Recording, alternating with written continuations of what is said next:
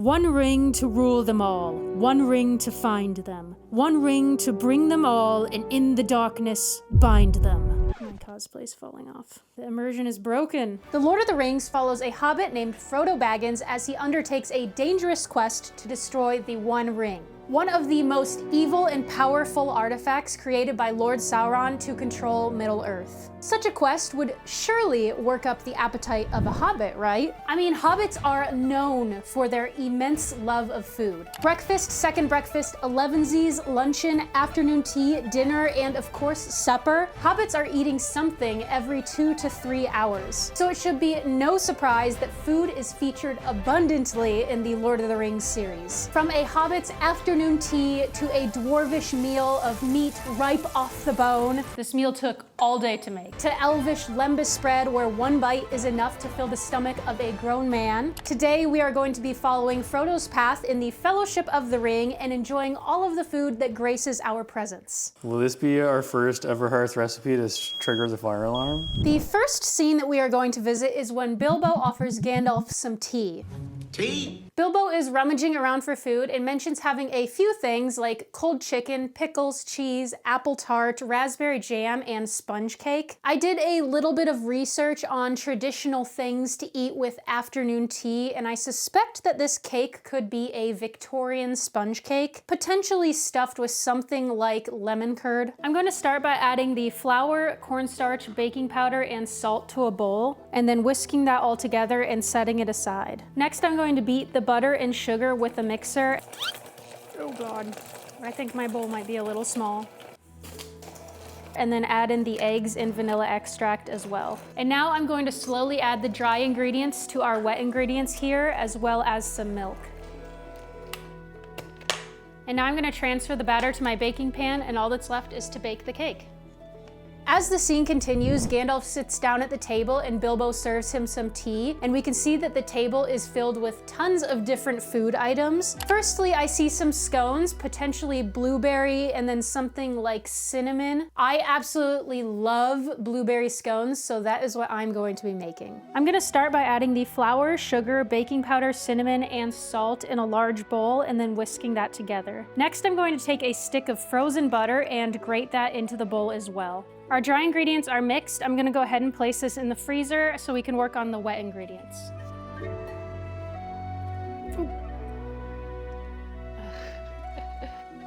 For the liquid mixture, I'm gonna add heavy cream, an egg, and vanilla extract and whisk it all together. And then I'm going to combine it with the dry ingredients as well as the blueberries. Once the batter's mixed well, I'm going to turn it out onto a floured surface and then work the dough into an 8-inch circle. And then I'm gonna take a knife and cut this circle into 8 different wedges. Now I'm gonna brush the scones with some heavy whipping cream and sprinkle a little bit of extra granulated sugar on top. And now all that's left is to bake them. On the left, we also have a cheese, and looking at the rind, to me, it kind of seems like it could be a Gouda cheese. And in the back, we have a plum pudding. Now, I have made plum pudding before in a Stardew Valley video. However, this recipe had, I believe it was rum in it. I wasn't that big of a fan about how much I could taste the alcohol, so I'm gonna go with a bit of a different recipe for this one. This time, I'm going to be using ale. Now it is time to make the plum pudding, featuring pretty much every single item in my pantry.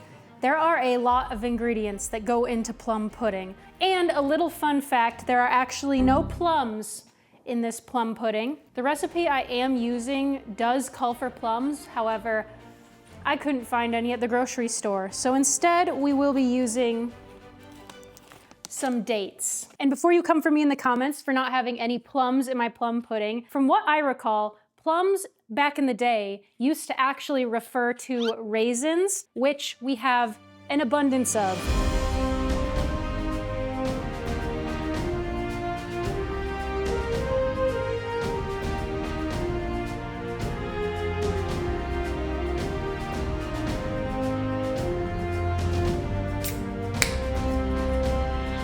Now I just have to mix everything together. So the mixture's all done. I greased some pudding basins and I'm going to fill them almost all the way full.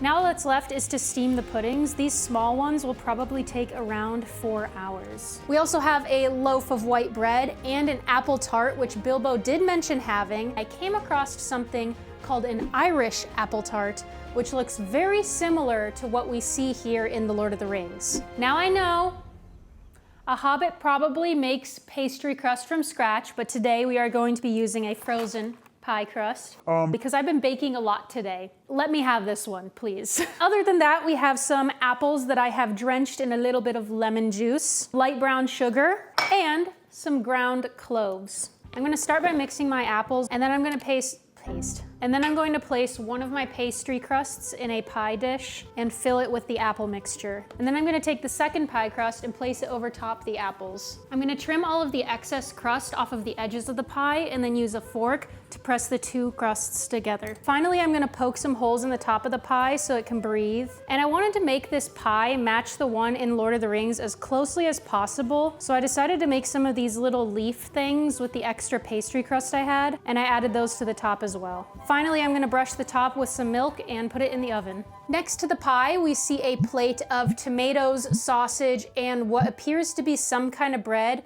I'm assuming that this is pumpernickel bread. In front and center, we see something that I'm not really completely sure what it is, but Bilbo did mention having pickles, so I'm thinking it's some kind of pickled item. The first thing that comes to mind is a British condiment called Branston pickle, which is a bunch of roughly chopped veggies that is pickled in a sauce made from vinegar and various spices. This condiment supposedly pairs really well with cheeses and breads, so it kind of makes sense if that's what it was. I just opened this up and the rim is like super dirty, and also the lid appears to have like leaked a little bit, so I think that this jar has either already been open or the seal was broken during transport. So unfortunately, I don't think I should be eating this, and I am very disappointed because I was actually really looking forward to trying this. And that appears to be all of the food that Bilbo has scrounged together. Oh, but we can't forget the tea with sugar and cream, of course. Bilbo's tea time sure does have a lot going on, and there is a lot more to come. In case you were wondering, Drew and I do indeed eat all of the food that is made in these videos, which does lead to quite a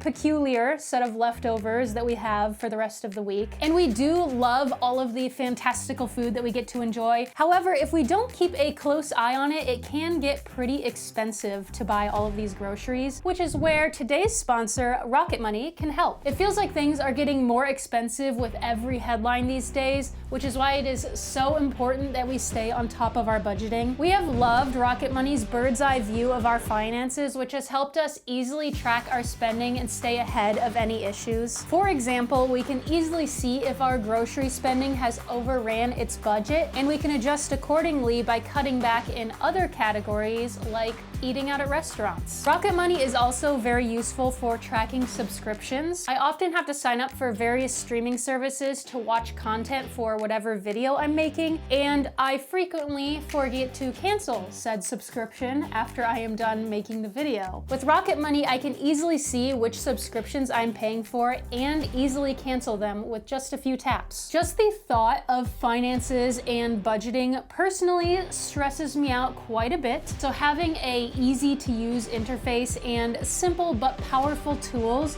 is fantastic for me. Rocket Money is free to download, but you can also get a free premium trial if you use my link. Go to rocketmoney.com/Everhearth or scan the QR code. I will also include a link in the description. Thank you again to Rocket Money for sponsoring this video. And now back to the video. This is a lot for tea. We have our tea, of course. Yay. This is a yuzu tea, which I thought would pair well with all of our like fruits going on here. Delicious. It's so good. Yuzu's the best. Now the first thing Bilbo eats is the sponge cake. And I have the lemon curd right here. Oh yeah. Spongy. All right, I'm gonna put the lemon curd. Okay, put the lemon curd on top of the cake. That's delightful. Now we have our scones. I used to work at a bakery. I was the farmer's market boy. And we had a blueberry scone, also a raspberry cheesecake scone. and we were allowed to sample it throughout the shift. As an experienced consumer of scones, that one gets a passing grade. Passing. So like it could be a D- for all I know. All right, so now we have the pie. I had some extra crust and filling, so I made a mini pie because this one is so beautiful. I just don't want to cut into it. So we're gonna taste test that here. If you're curious why this pie looks completely whole, that is why. It was not a magic trick. No, indeed. Typically, I would be putting cinnamon and nutmeg into the pie, and there was none of that. It was just ground cloves and then like a brown sugar. And then also on the top, instead of an egg wash, it was whole milk. I will say the cloves definitely give it a different taste. The milk, not so much. But the cloves are definitely making it a little bit more unique than the other apple tarts that I'm used to. Yeah. It is very delightful. good. Very good. Next up, the moment you've probably been waiting for, the plum pudding. Oh my God, It's definitely different than the last one. Very different. honestly kind of bland, Yeah. if I had to describe it. I can tell that there's a lot going on, but none of it is like loud. Yeah. It's not bad. I'm trying to think how to describe it. It kind of tastes like bread Yeah. with a bunch of stuff in it. Like it doesn't have like one strong taste. All right, now on to the less interesting stuff. We have our Gouda cheese. Gouda.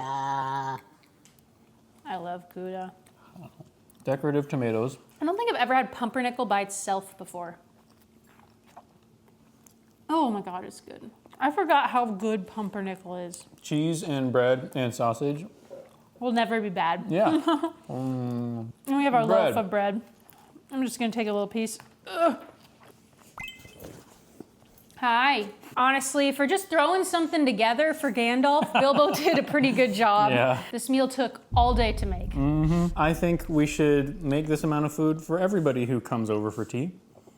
No, I'm Okay. good actually. Oh. After tea with Gandalf has concluded, we head to Bilbo's birthday party where we are pretty much immediately graced with the presence of this monstrosity of a cake, which is decorated with what appears to be fresh flowers and a bunch of candles, 111 to be precise. My 111th birthday! Now, I am not known on this channel for my ability to bake, so I'm gonna do my best, but I think I'll be able to make something that any hobbit can appreciate. Now, I am a lover of box cake on this channel because I am not the biggest fan of baking. However, box cake is not the way of the hobbits, so we will be making the cake from scratch and the icing from scratch. I say all this after I literally just made an apple tart with pre-made pie crust. The only pre-made item we will have for this cake is far too many candles. We'll see if we can fit all these on the cake.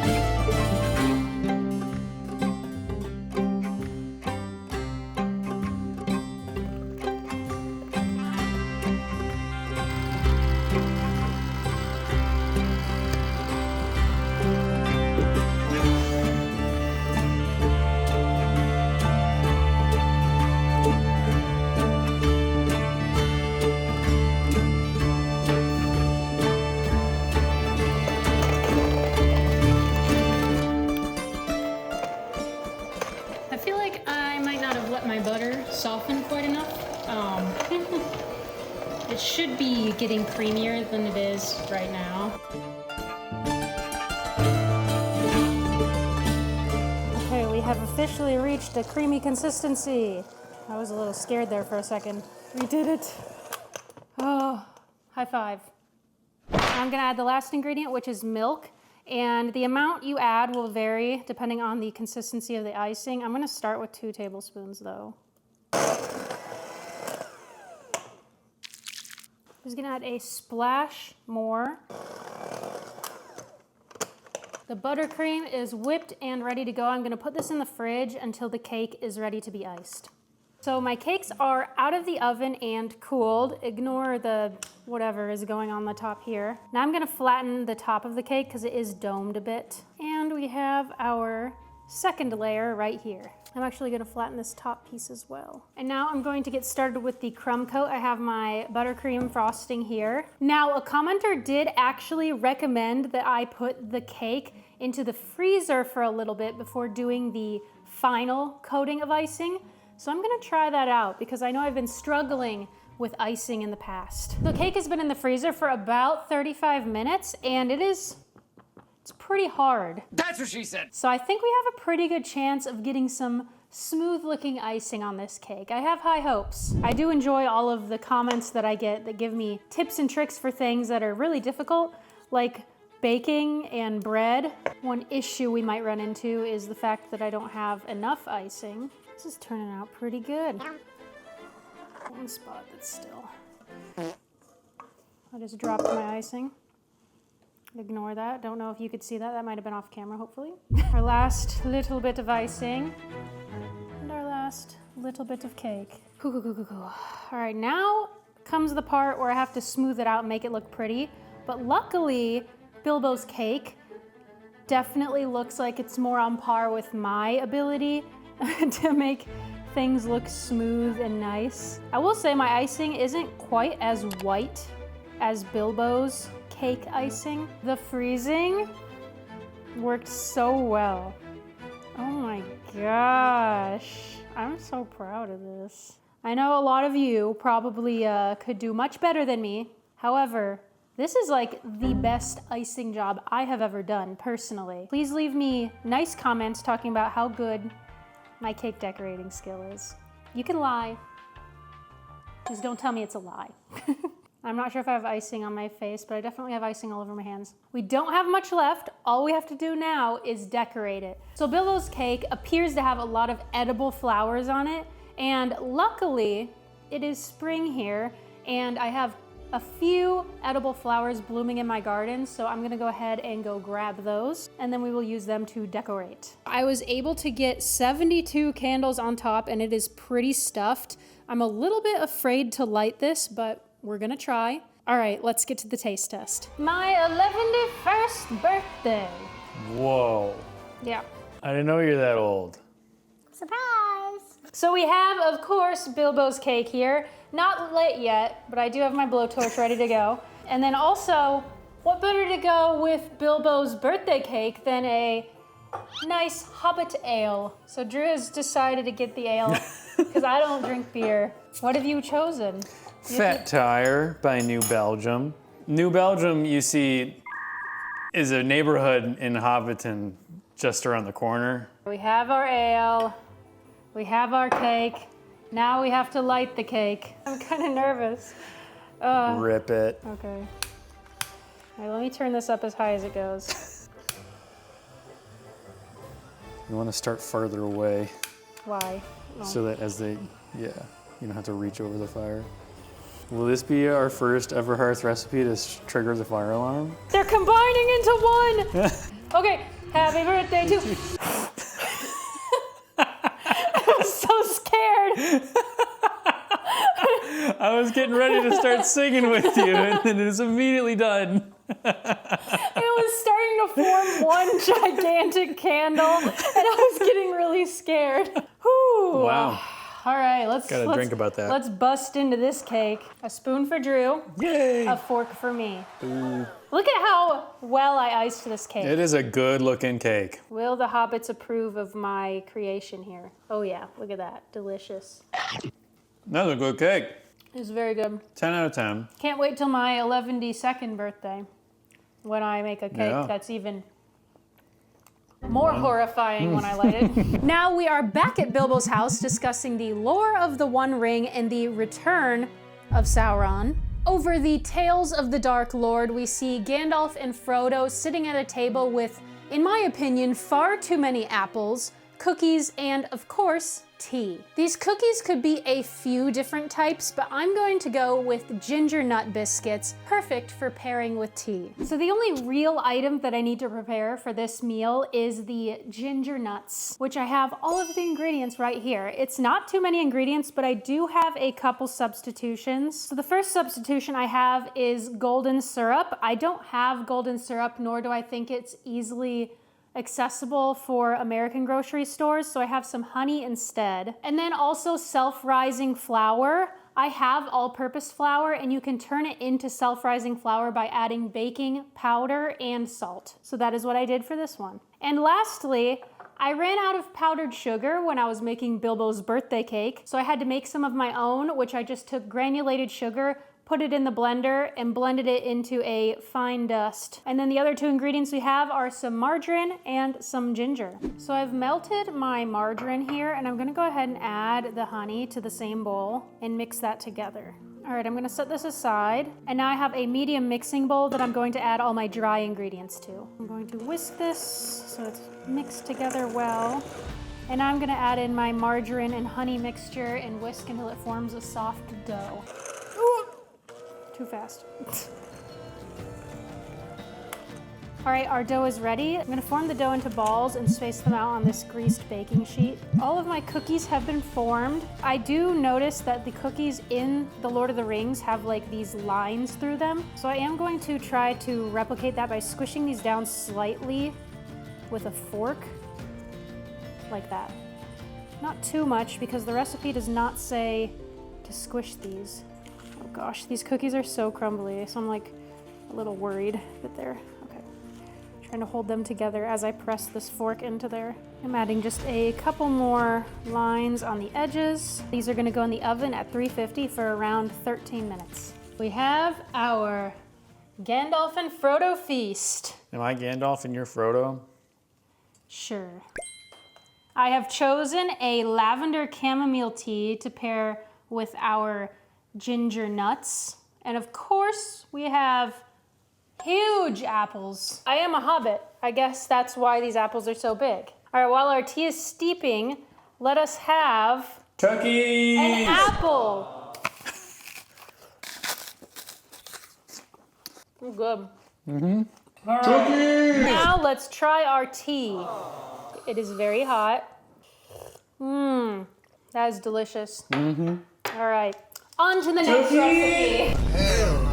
All right, now it is time to try the cookies. Yay! Ginger nuts cooked to perfection. Ginger nut. No nuts. No nuts. My sugar-pilled American mind can't fathom a cookie that doesn't feel like it's actively trying to kill me. I wouldn't call it savory. It's just like it's less sweet. Mm-hmm. It is good though. I like it. Let's take a little bit of a break from Hobbit food and visit Saruman's tower in Isengard. Gandalf is visiting his fellow White Council co-worker Saruman to gossip about the Ring of Power being found that Saruman has no idea about yet. As Saruman shows Gandalf around his crib and refuses to shut up about one eye this, Palantir that, Gandalf is sipping on something which I would assume to be wine. Saruman is pretty old, what, like 2,000 years old, so he probably has some pretty nice vintage wines in his cellar. I do not. I have found this one, which has been sitting in my pantry for maybe a few months. That's pretty vintage, I would say. Now, if you want to follow along eating everything in Fellowship of the Ring and you don't want to drink alcohol, you can easily substitute this for some sparkling wine or some grape juice or maybe some cranberry juice mixed with some Sprite. That sounds really good. But we're going to go with some pepper pot wine today. Count Dooku and Saruman are played by the same actor, so Drew's gonna make some kind of joke. He hasn't told me yet. Gandalf, I have some delicious wine in my most evil glasses I could find. Oh shit, it's Count Dooku. That's the joke. They don't even say that in Star Wars. Cheers, coworker. Yes, fellow colleague. To Sauron. Darth Tyrannus. That is good. So what are you doing with this Palantir thing, huh? How'd you know about that? While Gandalf is breakdancing on the floor of Orthanc, Frodo and Sam are making their way out of the Shire with the ring. As they are making their way through Farmer Maggot's cornfield, they run into Merry and Pippin, who are fleeing the farmer because they stole some of his cabbage and carrots. While running, they also manage to find some wild mushrooms, which they are oogling and ogling over, while Frodo is locked in and hiding from the ring wraiths. So for this next dish, I will be making a spread of fresh veggies, compliments of Farmer Maggot. Now I was thinking, if Merry and Pippin had made it home with their spoils, what would they have done with it? The first thing that comes to my mind is a plate of fresh veggies with some kind of dipping sauce. I feel like with the carrots and the mushrooms, that will be pretty delicious. Now I've never really eaten cabbage raw other than a salad, so dipping this in a dip will be interesting. It's dripping because I just washed it. We're just gonna wing it and see how it turns out. So I'm first going to chop up all the veggies and then I'm going to make the dip.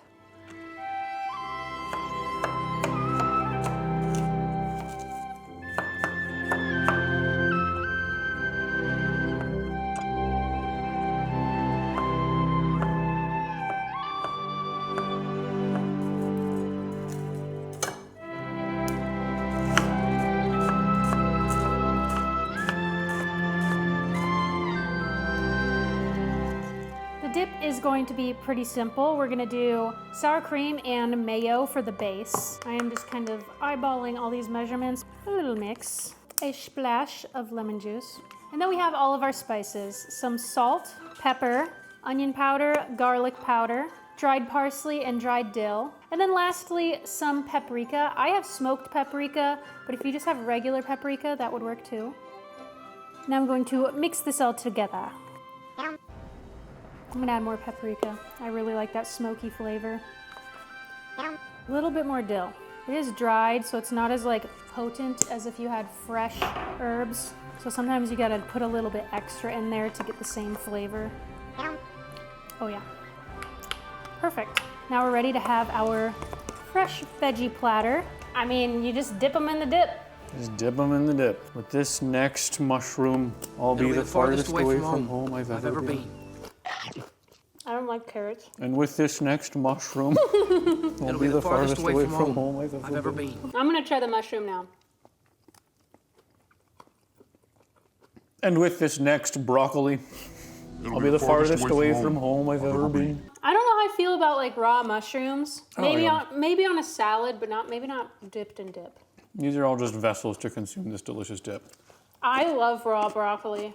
Merry and Pippin also stole cabbage, so I was like, I'm not really sure how this is gonna be. I feel like this is similar to what a celery would be, except better because celery's gross.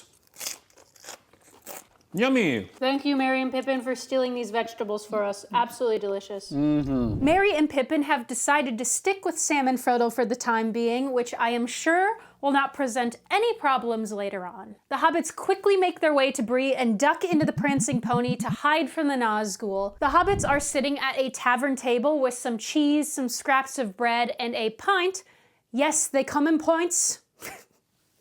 Oh god, that was bad. It comes in pints? Yes, they come in pints of ale.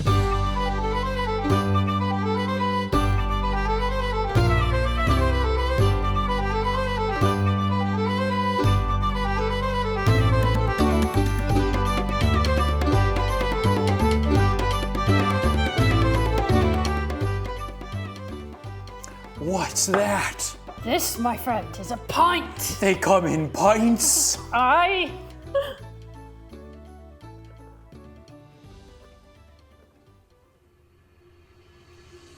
Gimme.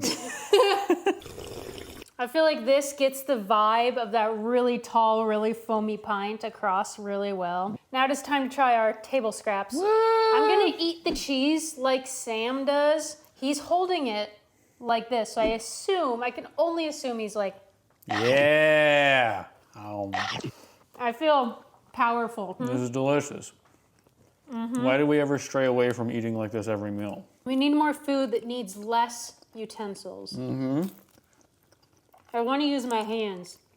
A utensil that Drew and I can agree on. Yes. The hobbits have picked up a stray ranger nobody from the Prancing Pony and start making their way into the wilds to get to Rivendell. Aragorn, Strider, yeets an apple at Pippin's head whenever he asks to take a break for second breakfast. Silly hobbit, humans don't know about second breakfast, luncheon, elevensies, afternoon tea, maybe dinner, but definitely not supper. Aragorn is obviously on a mission to get to Rivendell as fast as possible, Arwen, so let's get a move on and make this meal. Now it is time for second breakfast.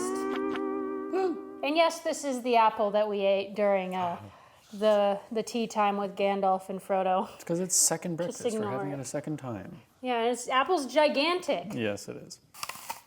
Aragorn is such a meanie. This is the Honeycrisp apple, and this is very delicious. If you're interested in an exclusive extended version of this YouTube video, check out our Patreon and YouTube memberships. Both of them offer the same thing, which is exclusive early access to our YouTube videos, ad-free YouTube videos, extended versions, and much, much more. And thank you so much to our Patreon and YouTube members for supporting us. We appreciate you. We couldn't do this without you.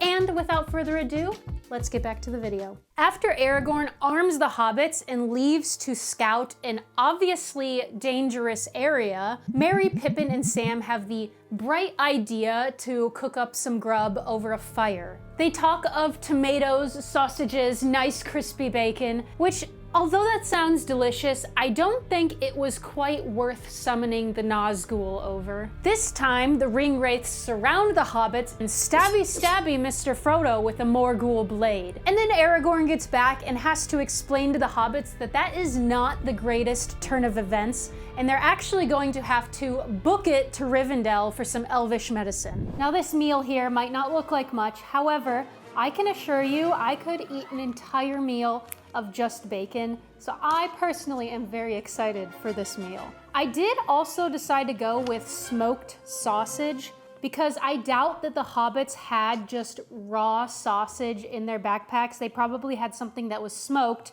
a little bit more preserved. And I know I did say just 10 seconds ago that they probably didn't have raw meat in their backpack, but we do have some raw bacon. I am going to stick the bacon in the oven and cook it on 400 for probably at least 20 minutes. I want it to get super crispy because, as the hobbits say, bacon nice and crispy. And then I will be pan frying the sausage to heat it up. I have also decided I am going to fry up the tomatoes a little bit just to see what happens. I feel like the hobbits probably put them on the grill for at least a couple minutes. I'm gonna add a little bit of butter as well.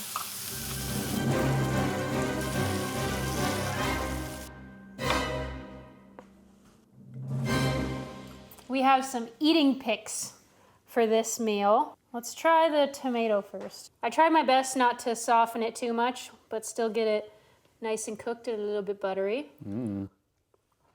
Good, tastes like a tomato. I do like that I added the butter. It adds some good flavor. Some good veggies to round out the meat smorgasbord. Now sausages. That's a good sausage. Delicious. Okay. Bacon! Crispy bacon. It is crispy bacon. Nom. This is really good bacon. Frodo's gonna love this when he wakes up. Yeah. Did you hear some weird shrieking in the distance? Must have been the wind. Yeah, anyways. Frodo is beginning to wither and the party is getting a little bit desperate, so Aragorn sends Sam to find some Athelas, aka Kingsfoil, which should slow the poison of the Ringwraith blade. Now this is the first item in this video that isn't really food technically, but Aragorn does chew up the weed and spit it into Frodo's wound, so I think it's at least food adjacent. To recreate the look of this makeshift medicine, I'm going to be making something that surely tastes much better, a delicious green chutney. Chutney is a herbal condiment that can be blended until smooth, and it pairs really well with a lot of different meats, breads, and cheeses, So I think that the hobbits will be okay, that I'm taking a little bit of creative liberty here. And hopefully by the time we are done cooking, Arwen has gotten Frodo safely to Rivendell. To make the chutney, I'm going to add some mint and cilantro to a blender. I'm also going to add some ground cumin, garlic, ginger, salt, and lemon juice, as well as a few little slices of jalapeno. And finally, I'm going to add water as needed and blend it until smooth. We have some Kingsfoil, chewed up by Aragorn himself. Ooh. Now, we can't really eat this by itself, so I thought we could use some of our bread scraps from earlier. Yay. Mmm, that's very fresh. That is really delicious. And herby, if you can imagine. Something that tastes like this, I expect to be really heavy. This is delicious. I would put this straight into my stab wound. Aragorn could spit right into my mouth with this. Hey, that's my wife. Oh wow, looks like Arwen got Frodo safely to Rivendell, and now he is fully healed. While Elrond is crashing out about Sauron's forces amassing in the east, he pours himself a glass of wine. Elrond is, what, like 6,000 years old? Saruman is 2,000 years old. So I feel like Elrond would have a little bit of a wider collection of wines to choose from. So that's why I decided to go with a plum wine from Japan. Also, I feel like elves just like fruits and stuff. They give off that kind of vibe. So we have a plum. Hold on. Gekkekan. Gekkekan. Let's give it a little bit of a taste. It is not as dark as I thought it was going to be. Honestly, I thought it was going to be the same color as red wine. Kind of looks like whiskey. I don't know why I thought that. It smells like plums. It's a lot sweeter than the wine that we had at Saruman's. I feel like this is a really good elvish wine. Yeah. When I think elvish wine, I think sweet and sitting in the garden and a waterfall is trickling nearby. This would pair really well with some Lembas bread, I think. After having some of that, I'm ready to simply walk to Mordor. Oh. The Fellowship has officially been formed, and the gang starts simply walking over to Mordor along the west of the Misty Mountains. After some walking montage, Frodo and the boys stop to have breakfast. The breakfast appears to be very similar to the one that Merry and Pippin were making before Frodo got stabbed. We have sausages, tomatoes, bread, and of course, nice crispy bacon. And the Fellowship gets to sit and enjoy it because they're not fleeing from ringwraiths. I decided to go with a little bit more of a different meat selection. So we still have bacon. This time I'm going with real wood smoked bacon. Still the thick cut because I feel like it gives us the rustic feel that we want. And the sausages we can see this time, they are long sausage links, not cut up pieces of sausage. I have these beef hickory smoked sausages. There also is pictured some chunks of bread, so I have this leftover loaf here. And then also, of course, some tomatoes, which we see are actually raw tomatoes. So I'm going to just slice these and not cook them this time, but I might put a little bit of salt and pepper on them. But we have all of our ingredients for our Hobbit breakfast here, so let's cook.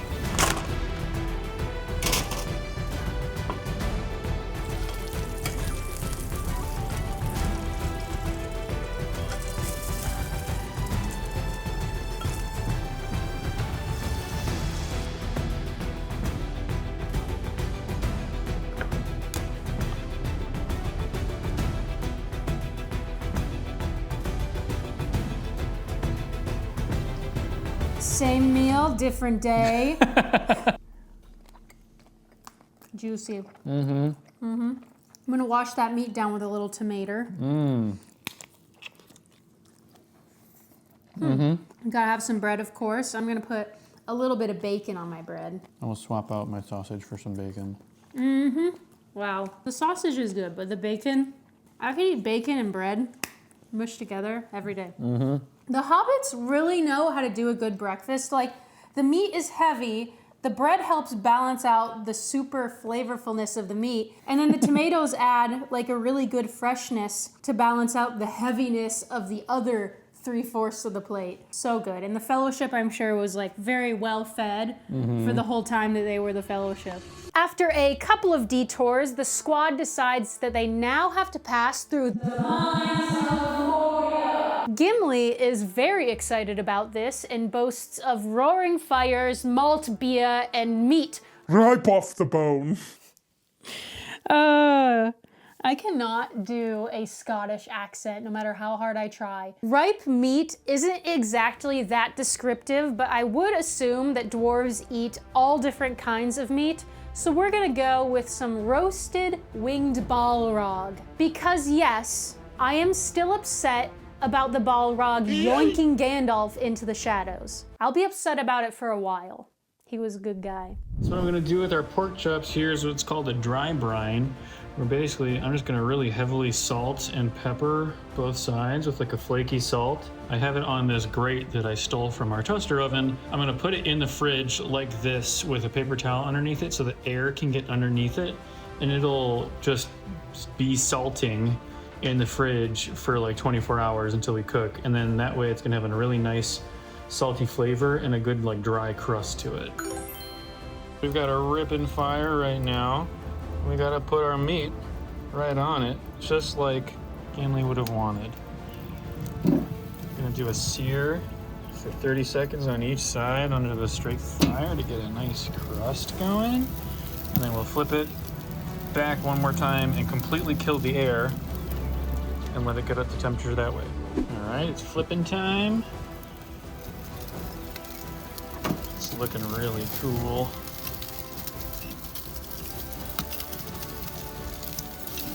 Oh, look at that. Look at that. Yep, I think so. We're up to temperature, so we're gonna remove from heat. Look at those bad boys. Ripe off the bone. She was trying to hype herself up for that for a while. Mate, ripe off the bone. It's too British. Well, we also have malt beer. Where is that coming from, you may ask? What have we Another got today? pocket beer. Today, from the realm of Sierra Nevada, we have a stout. Because we're dwarves who are a stout folk. Yum. You want a sip? No. Okay. Tender. The balrog fat just melts in your mouth. I kinda nailed it. The Fellowship fellas, minus Gandalf, escape to Lothlórien to hide from the orcs. While they are resting and regrouping, I am sure they are indulging in plenty of elvish food. One such plate is sitting next to Boromir as he talks to Aragorn about the White Tower of Ithilien. I hope I said that right. You can't really tell what is on this plate, but I would assume that there is some Lembas bread and then possibly some other meats and cheeses. For those who don't know, Lembas bread is a whey bread that is eaten by the elves, where one bite is enough to fill the stomach of a grown man. And although the recipe for Lembas bread is a very close-kept secret by the elves, we are going to try to recreate it today. For the Lembas bread, I'm gonna be going with a shortbread. I debated doing a focaccia, but I feel like because it needs to be taken on travels, it needs to be something that's a little bit more durable. And for the rest of the charcuterie, we could really do anything, but I do have an assortment of cheeses here, one of which is leftover from the Prancing Pony. Then I have some Gruyere and also Sartori Rose Wheel Asiago, a little sample I also found at the grocery store. And then of course we have some meats. We have a charcuterie trio, which has some salami, capicola, and sopressata. Hopefully I said all of those correctly. And shortbread is a relatively simple recipe. I didn't realize it was this simple. There's only 3 ingredients: butter, flour, and sugar. The shortbread dough is really simple. You just cream the butter and sugar together and then slowly add in the flour until everything's incorporated. Dough is ready to go. It is nice and crumbly, but it still kind of sticks together. I did have to add a little bit more butter to get this sticky consistency. It was quite crumbly with just the 2 sticks that I added. Now I have a lightly floured surface and I'm gonna form this into a ball and then roll it out into a square. I'm gonna try to keep the thickness to around 3/4 of an inch. I don't wanna go thinner than that. It's like cracking so quickly. I'm not sure why that is. Okay, that looks pretty good. Okay, I feel like this is a good thickness. All right, I'm gonna see if I can transfer this to a baking sheet. I don't know how they did this. How do I get it in the pan without it falling apart? Oh shit, see? It's just like, frick. Alright, new idea. I'm gonna roll it out on the pan and then cook it on the pan. Now my rolling pin is too big. This is gonna be my makeshift flattener. It's just a lid, just so I can get like a smooth top here. Okay, so it's not as beautiful as I wanted it to be, but it'll work. Now it is time to cut the Lembas bread shapes. We have our little cutout here, and now I'm going to cut them into smaller squares, approximately the size that I would assume a Lembas bread would be. I think that is pretty good. And I'm gonna poke some holes in it with a fork because I see a lot of people doing that with shortbread, and I feel like it adds a nice little rustic design here. The shortbread is prepped. Now I'm going to stick it in the oven for 25 to 30 minutes or until it starts to become golden brown.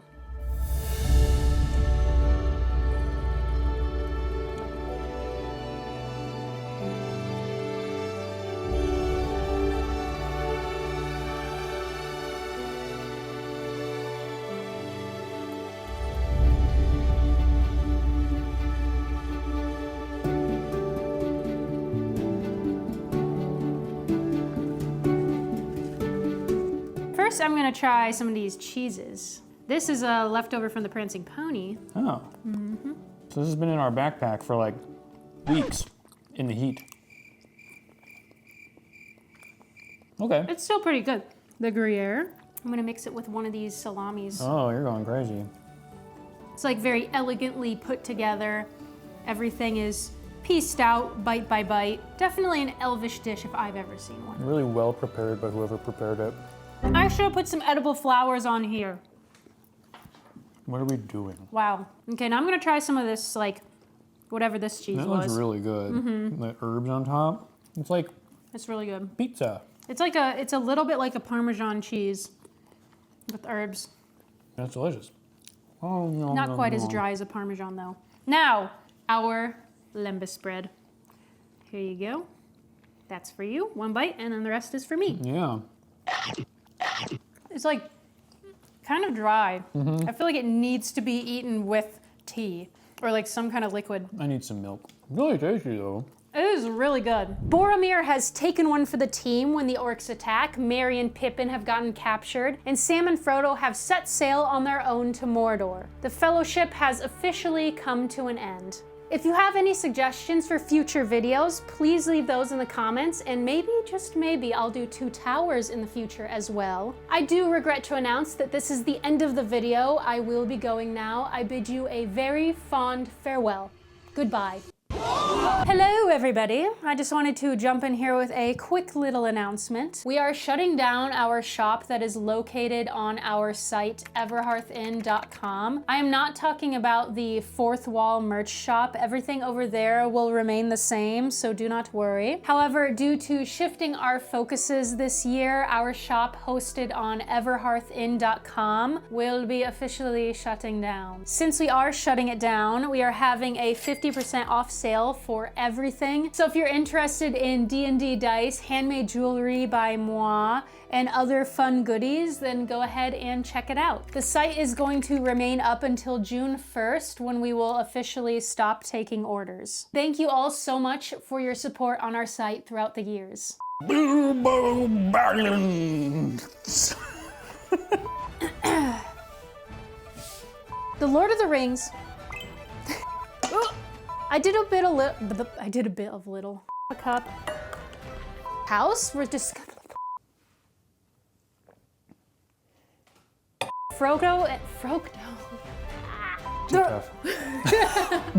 Approximately 6,000 years... Wow. The coffee machine decided to turn off.